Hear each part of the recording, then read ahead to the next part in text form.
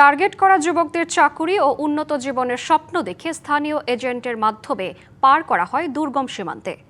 এরপর সামরিক প্রশিক্ষণ দিয়ে পাঠানো হয় যুদ্ধে। গত কয়েক বছর ধরে মিয়ানমারের সশস্ত্র বিদ্রোহী গোষ্ঠী আরাকান আর্মিতে যোগ দিয়ে জান্তা বাহিনীর বিরুদ্ধে যুদ্ধ করছে বান্দরবানের পাহাড়ি অনেক যুবক। এছাড়া কয়েকজন বাংলাদেশি নাগরিকের বিরুদ্ধে আরাকান আর্মির এজেন্টদের সহায়তারও অভিযোগ উঠেছে। পুলিশ সদর দপ্তরে পাঠানো চিঠি, নামের তালিকা, পর্যালোচনা ও ডিবিসি নিউজের অনুসন্ধানে উঠে এসেছে চাঞ্চল্যকর তথ্য। আব্দুল আজিজ মুন্নার ক্যামেরায় মাসুদুল হকের বিশেষ প্রতিবেদন।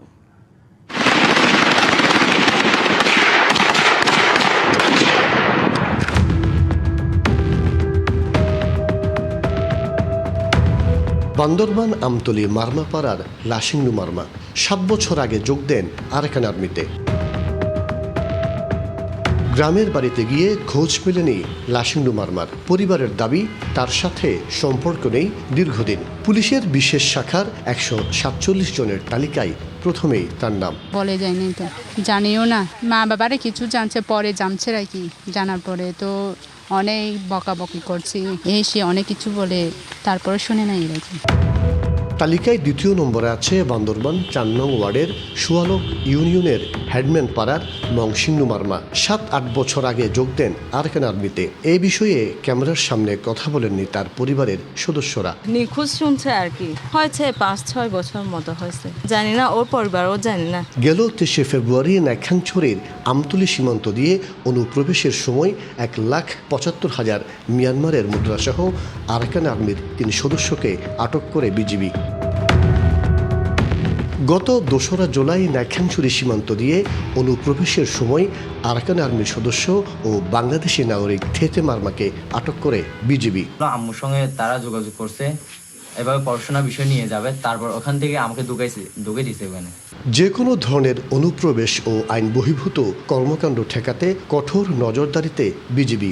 সার্বভৌমত্ব রক্ষায় সীমান্তে নজরদারি ও আধুনিক যন্ত্রপাতির ব্যবহার বাড়ানোর কথা জানান কর্মকর্তারা। যে ব্যক্তি এসছে সে নিজেকে বলেছে সে আরাকান আর্মির সদস্য হিসাবে নিজেকে দাবি করেছে এবং সেখানে সে প্রশিক্ষণ নিয়েছে। প্রশিক্ষণ নিয়ে কিছুদিন যুদ্ধ করেছে। আমাদের অনেক আধুনিক যন্ত্রপাতি আমরা আমাদের বর্ডারে সংযুক্ত করেছি। সুতরাং আমরা এখন অনায়াসে এই সমস্ত ট্রেসপাস যেগুলি হয় সেগুলি আমরা ডিটেক্ট করতে পারি এবং সেগুলি আটক করতেও সক্ষম হই। 2025 সালের এপ্রিলে থানচিতে মারমা জনগোষ্ঠীর জলকেলি উৎসবে আরাকান আর্মির সদস্যদের যোগ দেওয়ার ঘটনায় শুরু হয় তোলপাড়। এরপর তদন্তে নামে বিভিন্ন গোয়েন্দা সংস্থা। গেল বছরের 4 নভেম্বর পুলিশের বিশেষ শাখা থেকে চিঠি ও একটি তালিকা পাঠানো হয় পুলিশ সদর দপ্তরে।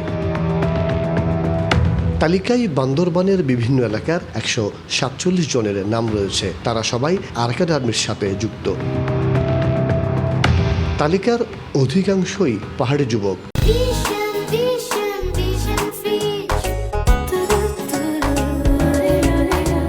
কোনো বাঙালির নাম না থাকলেও কারো কারো সংশ্লিষ্টতা থাকার ধারণা গোয়েন্দাদের।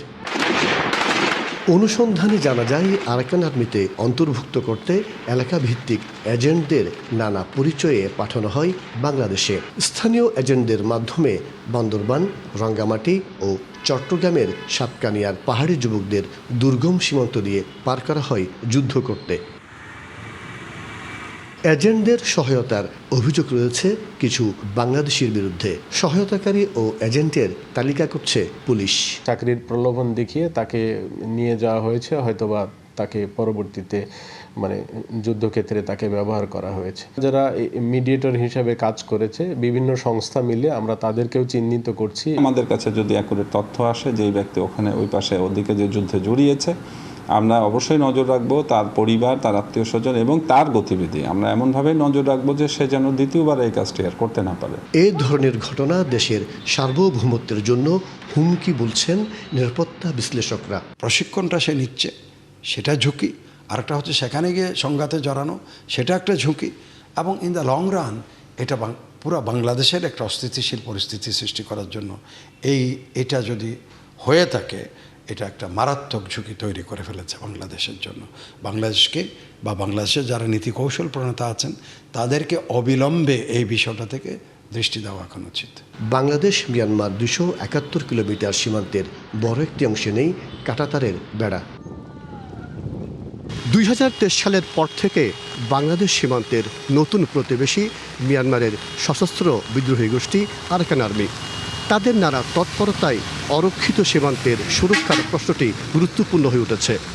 তাই সীমান্তে আধুনিক প্রযুক্তির ব্যবহারের পাশাপাশি নিরাপত্তা আরও জোরদারের পরামর্শ বিশ্লেষকদের। বান্দরবানের বাংলাদেশ মিয়ানমার সীমান্ত থেকে মাসুদুল হক, ডিবিসি নিউজ।